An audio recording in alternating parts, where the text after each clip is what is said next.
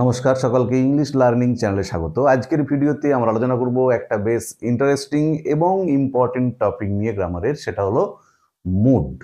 যে মুড কাকে বলে, মুডের যে টাইপসগুলো আছে, প্রকারগুলো আছে, তা নিয়ে ডিটেলস আলোচনা করব। তাই তোমরা ভিডিওটা স্কিপ না করে অবশ্যই প্রথম থেকে শেষ পর্যন্ত দেখবে। আর যারা চ্যানেলটা প্রথম দেখছো বা চ্যানেলটা এখনও সাবস্ক্রাইব করোনি, তারা অবশ্যই চ্যানেলটা সাবস্ক্রাইব করে পাশে থাকা বেল বাটনটা প্রেস করবে, যাতে পরের ভিডিওগুলো আপলোড করার সাথে সাথে তোমাদের কাছে নোটিফিকেশান পৌঁছে যায়। দেখো, প্রথমে জানবো মুড কি বা মুডের বাংলা মানে কি। দেখবে আমরা অনেকে বলি যে আজকে বেশি চিৎকার করিস না, চুপচাপ বস, স্যারের মুড গরম আছে, বা বাড়িতে বলি বাবার মুডটা গরম আছে। মুড মানে কি? মুড মানে হচ্ছে মেজাজ বা অন্তর্নিহিত ভাব। এটা হচ্ছে মুডের বেঙ্গলি মিনিং। তাহলে মুডের ডেফিনেশন, সংজ্ঞাটা কি? Mood is the mode or manner in which a statement is made by the verb. আবার বলছি, mood is the mode or manner in which a statement is made by the verb.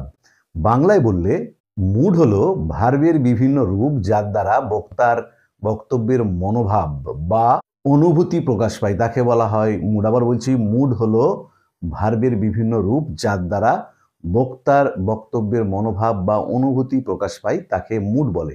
দেখো, মুডকে আমরা তিন ভাগে ভাগ করি। যে মুডকে আমরা মেইনলি তিন ভাগে ভাগ করি, একটা হচ্ছে ইন্ডিকেটিভ মুড, দু নম্বরে হচ্ছে ইম্পারেটিভ মুড, আর তিন নম্বর হচ্ছে সাবজাংটিভ মুড।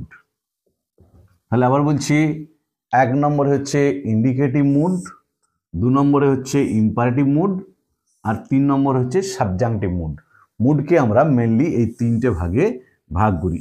এরপরে আমরা এই প্রত্যেকটা ভাগকে নিয়ে ডিটেলসে আলোচনা করব, যে এর ডেফিনেশন কি, এক্সাম্পল কি, কিভাবে আমরা চিনব কোনটা কি মুডে আছে, তা নিয়ে ডিটেলসে আলোচনা করব।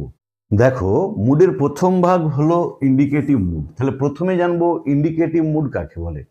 না, ভার্বের যে রূপের দ্বারা কোনো ঘটনা বিবরণ দেওয়া হয়, কোনো প্রশ্ন করা হয়, বা কোনো একটা অনুমান যেটাকে সত্য বলে ধরে নেওয়া হয়, তখন ভার্বের ইন্ডিকেটিভ মুড হয়। আবার বলছি, ভার্বের যে রূপের দ্বারা কোনো ঘটনার বিবরণ, কোনো প্রশ্ন করা বোঝায়, বা কোনো একটা সাপোজিশন, অনুমান যেটাকে সত্য বলে ধরে নেওয়া হয়, সেক্ষেত্রে ভার্বের ইন্ডিকেটিভ মুড হয়।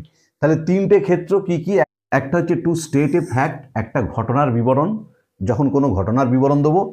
দ্বিতীয়ত হচ্ছে টু আস্ক এ কোশ্চেন, কোনো প্রশ্ন করব।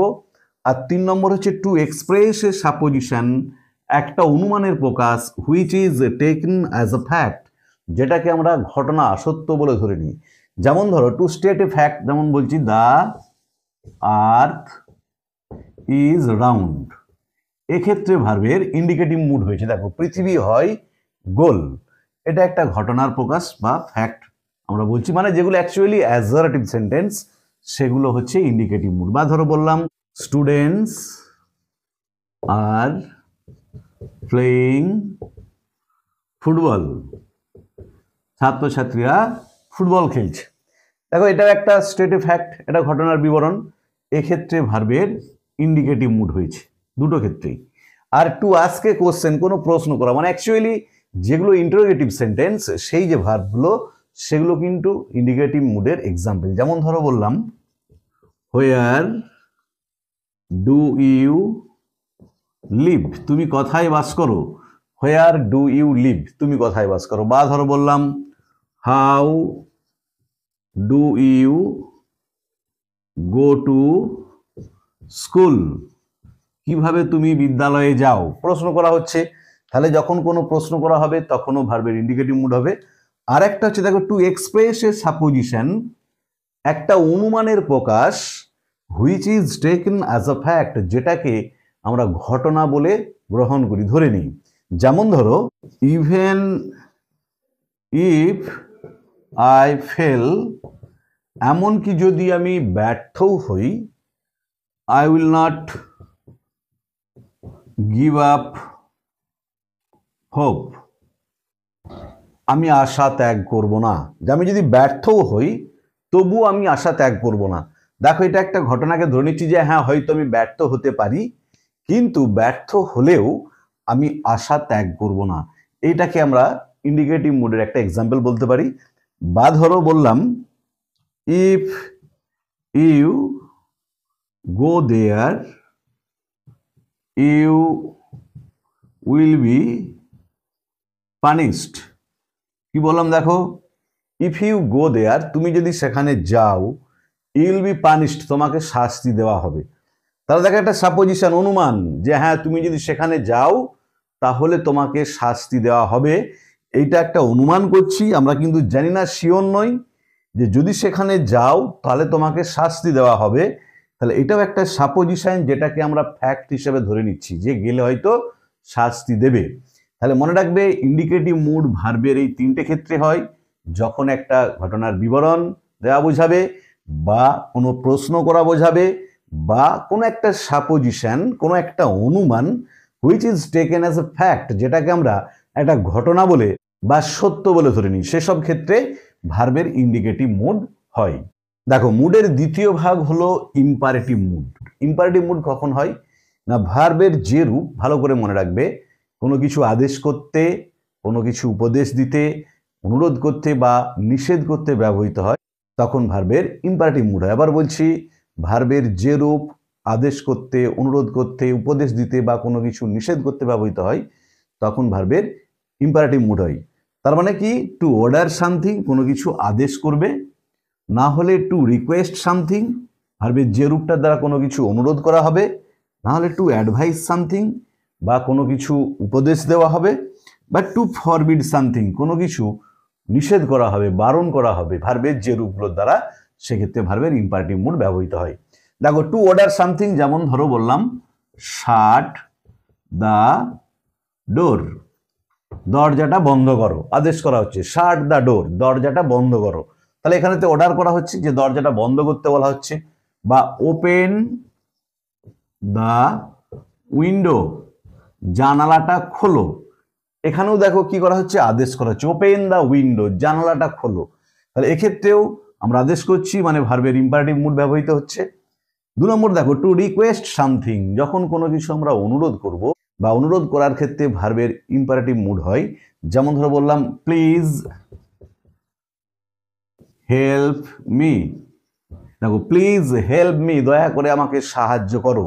এখানে দেখো রিকোয়েস্ট করা হচ্ছে, প্লিজ হেল্প মি, এক্ষেত্রে ভার্বের ইম্পারেটিভ মুড হয়েছে। বা ধরো বললাম please give me a glass of water, কি বললাম, please give me a glass of water, দয়া করে আমাকে এক গ্লাস জল দাও।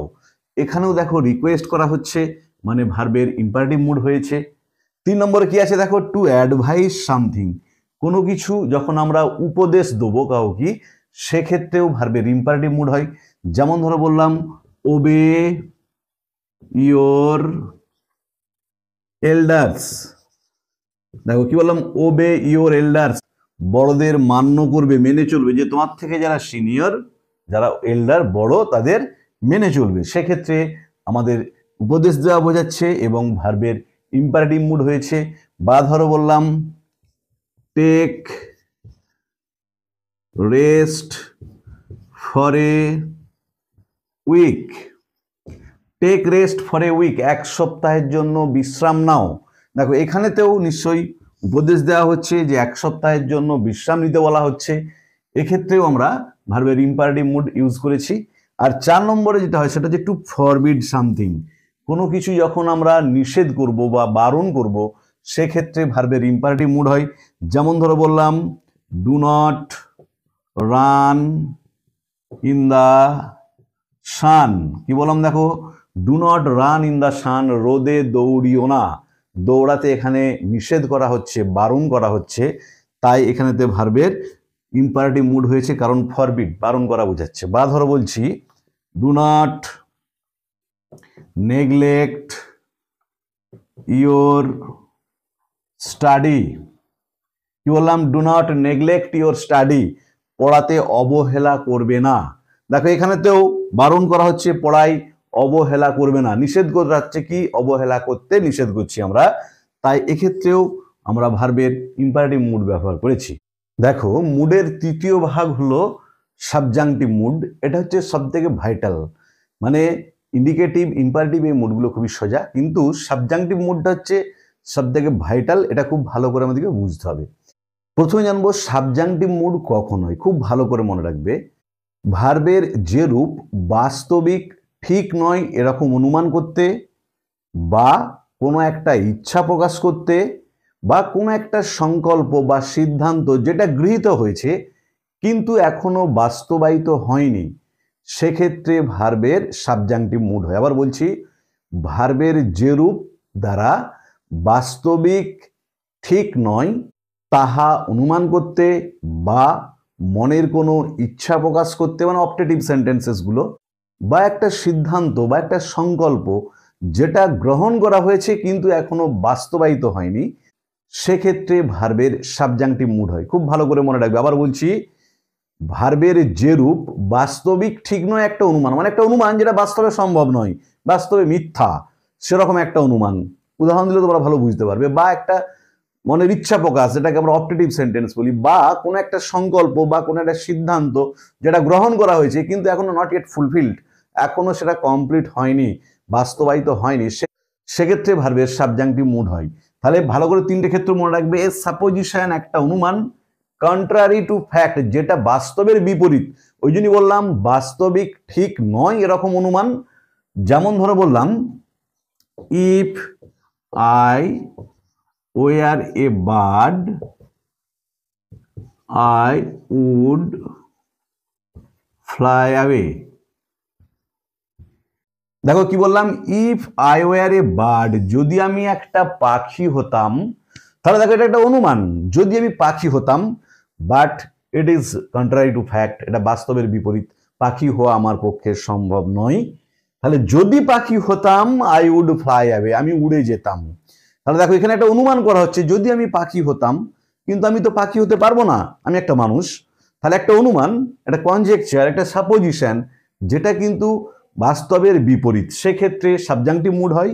আরেকটা উদাহরণ দিচ্ছি, if I were the king I would pardon him. কি বললাম দেখো, if I were the king, যদি আমি রাজা হতাম, আই উড পার্ডন হিম, আমি তাকে ক্ষমা করে দিতাম। দেখো আমি রাজা নই, বা রাজা হওয়া আমার পক্ষে সম্ভব না, আমি একটা সিম্পল সাধারণ মানুষ। তাহলে যদি আমি রাজা হতাম, তাহলে অনুমান করছি যদি আমি রাজা হতাম, কিন্তু বাস্তবে আমি জানি রাজা হওয়া আমার পক্ষে সম্ভব নয়, বা আমি রাজা নই। তাহলে সেরকম একটা অনুমান যেটা বাস্তবে সম্ভব নয়, বা বাস্তবে মিথ্যা, বা বাস্তবে যেটা ফ্যাক্টের কন্ট্রারি, সেক্ষেত্রে সাবজাংটিভ মুড হয়। তাহলে রাজা হলে আমি তাকে মাফ করে দিতাম। একটা জিনিস খেয়াল করবে, মনে রাখবে, এই ক্ষেত্রে কিন্তু সাবজেক্ট ভার্ব যে এগ্রিমেন্ট সেটা ফলো করবে না। সাবজাংটিভ মুডের এই সাপোজিশন কন্ট্রারি টু ফ্যাক্ট, এক্ষেত্রে সাবজেক্ট ভার্ব এগ্রিমেন্ট ফলো হবে না। আয়ের পরে আমরা জানি ওয়াজ বসে, কিন্তু দেখো মনে রাখবে, যখন সাবজাংটিভ মুড হবে এবং সাপোজিশন কন্ট্রারি টু ফ্যাক্ট বাস্তবিক নয় এরকম কোনো অনুমান বোঝাবে, সেক্ষেত্রে কিন্তু সবসময় ওয়ার বসবে, কোনো জায়গাতেই ওয়াজ বসবে না। সব জায়গাতেই কিন্তু আই ওয়ার, ইউ ওয়ার, ঠিক আছে, হি ওয়ার, তাহলে সেক্ষেত্রে কিন্তু ওয়ার বসবে। এটা মনে রাখবে ভালো করে, যে এখানেতে আমরা সাবজেক্ট ভার্ব এগ্রিমেন্টটাকে ফলো করবে না এই ক্ষেত্রে। 2 নম্বরে দেখো, টু এক্সপ্রেস উইশ, মনের যে ইচ্ছা প্রকাশ, মানে যেটাকে আমরা বলি অপটেটিভ সেন্টেন্সেস, যে অপটেটিভ সেন্টেন্সেসগুলোর ক্ষেত্রে সাবজাংটিভ মুড হয়। যেমন ধরো বললাম, মে গড ব্লেস ইউ। কি বললাম দেখো, মে গড ব্লেস ইউ, ভগবান তোমার মঙ্গল করুক, মনের ইচ্ছা প্রকাশ করা হচ্ছে, অপটেটিভ সেন্টেন্স, সেক্ষেত্রে ভার্বের সাবজাংটিভ মুড হচ্ছে। বা ধরো বললাম, may you live a long life, তুমি দীর্ঘজীবী হও, may you live a long life, তুমি দীর্ঘজীবী হও। এক্ষেত্রেও দেখো মনের ইচ্ছা প্রকাশ হচ্ছে, বা একটা প্রেয়ার যেটা হচ্ছে অপটেটিভ সেন্টেন্সের ক্ষেত্রে হয়, সেটা বোঝাচ্ছে বলে ভার্বের সাবজাংটিভ মুড হয়েছে। আর 3 নম্বরে দেখো কি বলা আছে, প্রপোজাল অর ইন্টেনশন, এটা প্রস্তাব বা একটা সংকল্প, নট ইয়েট ক্যারিড আউট, মানে নট ইয়েট ফুলফিলড, যেটা প্রস্তাব বা সংকল্প যেটা এখনো বাস্তবায়িত হয়নি, যেটা এখনো কমপ্লিট হয়নি, সেরকম বোঝাতে ভার্বের সাবজাংটিভ মুড হয়। এবার বলছি, এ প্রপোজাল অর ইন্টেনশন, একটা প্রস্তাব বা সংকল্প, not yet carried out, or not yet completed or fulfilled, যেটা এখনো সম্পন্ন হয়নি, প্রস্তাবটা গৃহীত হয়েছে বটে কিন্তু কাজটা ফুলফিলড হয়নি, সেক্ষেত্রে ভার্বের সাবজাংটিভ মুড হয়। যেমন ধরো বললাম it is sentenced that he be hanged by the neck. কি বললাম দেখো, ইট ইজ সেন্টেন্স দ্যাট, এটা সাজা দেওয়া হয়েছে যে he be hanged by the neck, তাকে ফাঁসিতে ঝোলানো হবে। তাহলে দেখো সাজাটা দেওয়া হয়েছে বা শাস্তিটা দেওয়া হয়েছে সেটা কিন্তু এখনো ফুলফিলড হয়নি, যে সাজা দেওয়া হয়েছে তাকে ফাঁসিতে ঝোলানো হবে কিন্তু এখনো ফাঁসিতে ঝোলানো হয়নি। তাহলে একটা প্রস্তাব বা একটা ইন্টেনশন সংকল্প not yet carried out, not yet fulfil বা নট ইয়েট কমপ্লিটেড, সেক্ষেত্রে ভার্বের সাবজাংটিভ মুড হয়। বা একটা বলছি ধরো ইট ইজ ডিসাইডেড দ্যাট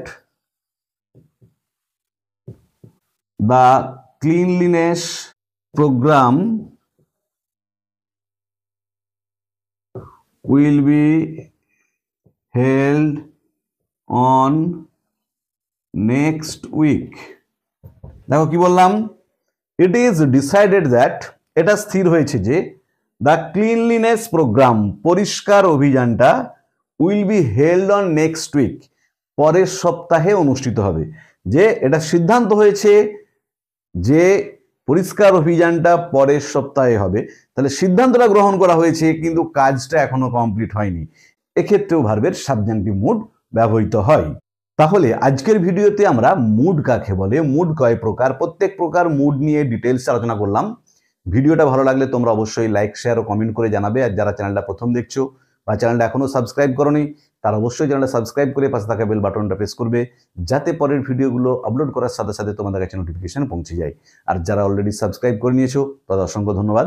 আমি অলরেডি এলিমেন্টারি গ্রামারের উপর বেশ কয়েকটা ভিডিও আপলোড করেছি, এছাড়াও মডেলের ব্যবহার, আর্টিকেলের ব্যবহার বা প্রিপোজিশনের ব্যবহার বা কনফিউজিং ইংলিশের উপরেও বেশ কিছু ভিডিও আপলোড করেছি। যারা দেখোনি তাদের জন্য আমি ডেসক্রিপশন বক্সে সেসব ভিডিওর লিঙ্ক দিয়ে দিয়েছি, তোমরা অবশ্যই তোমাদের সময় মতো এবং প্রয়োজন মতো দেখে নিও। ভালো থেকো সকালে, ধন্যবাদ, দেখা হবে পরের ভিডিওতে।